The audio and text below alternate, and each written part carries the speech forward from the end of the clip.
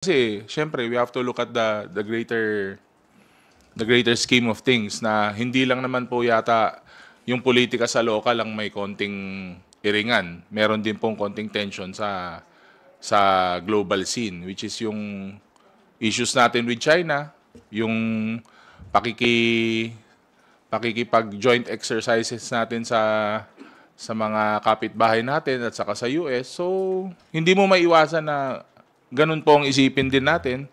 Although, pangkaraniwang tao nga po, sa kayong mga kaibigan natin sa local governments, ganun na po iniisip paano pa kaya pag nasa national scale ka na.